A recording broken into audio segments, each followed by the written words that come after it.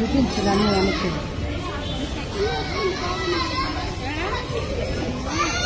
అందరికీ నాగుల చవితి శుభాకాంక్షలు.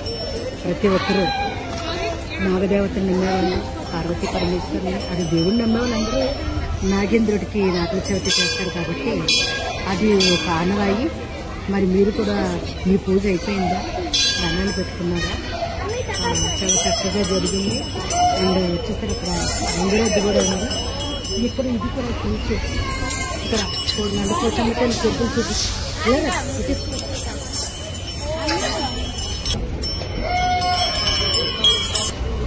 స్కానర్ చూపిస్తున్నారు. ఇప్పుడు రూపాయలు